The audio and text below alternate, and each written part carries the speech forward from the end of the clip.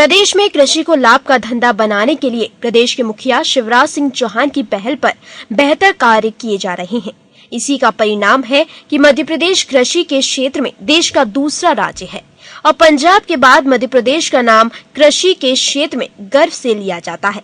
हम आपको बता दें कि मध्य प्रदेश खाद्य नागरिक आपूर्ति ने विगत वर्ष 85 लाख मैट्रिक टन गेहूं समर्थन मूल्य पर खरीदा था, जिसको लेकर केंद्र सरकार ने मध्य प्रदेश को कृषि कर्मण अवार्ड से सम्मानित किया।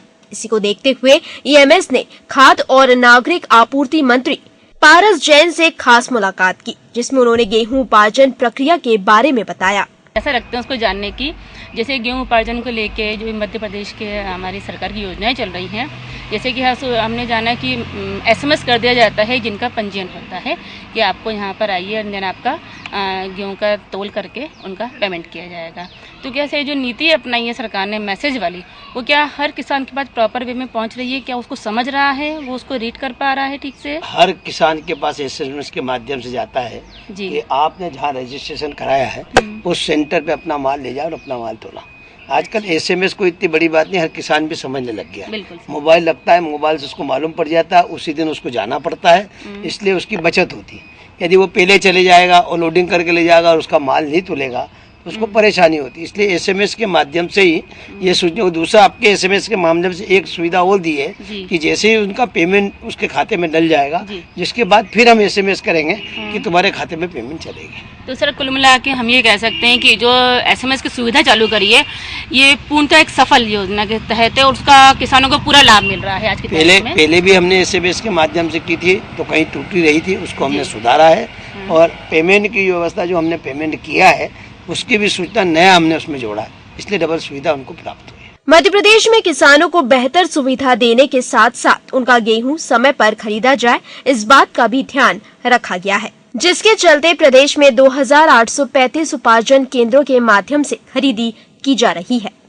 सुविधा है सर, जो मैसेज आते हैं वो पर डे कितने किसानों का एक क्राइटेरिया होता है कि पर डे इतने किसानों को बुलाएंगे, कुछ ऐसा विधान है या कुछ? नहीं, वो तो मापदंड के हिसाब से है कि कितना वहाँ तुल सकता है। अच्छा। पहले जो सेंटर थे हमने कम सेंटर बनाए थे, पिछली दफे को देखते हुए हमने 550 सेंटर ज्यादा बनाए हैं। अच्छा। इसके कारण है कि कुछ जगह जहाँ ज्यादा भीड़ होती थी उनको अलग अलग जगह बांट दिया है, इसलिए उनको भी कोई तकलीफ नहीं होगी कि पहले लाइन लग रही थी, ढेर पड़ा हुआ है, माल तोड़ नहीं रहा है।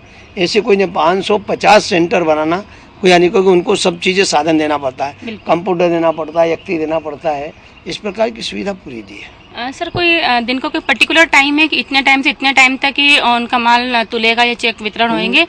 उसके पीछे भी यही व्यवस्था है कि एसएमएस करने के बाद यदि जिनका एसएमएस है उनका पूरा का पूरा यदि माल आ गया है तो सुबह 9 बजे तोल चालू हो जाता है, जिसके बाद शाम तक यदि कहीं कोई समय ज्यादा भी समय लग जाता है, कभी नहीं भी लगता है, इसलिए उनका माल तुल जाता है। कभी 7, 8, 9 बजे तक भी तुल सकता है, लेकिन माल पूरा का पूरा जिससे एसएमएस के माध्यम से सूचना देते पूरा तुल जाता है। साथ ही गेहूं खरीदी में पारदर्शिता लाने के लिए मध्य प्रदेश में ई उपार्जन पर विशेष ध्यान दिया गया। साथ ही बिचौलियों पर नकेल कसने के लिए टोकन वितरण प्रणाली लागू करने पर भी विचार किया जा रहा है।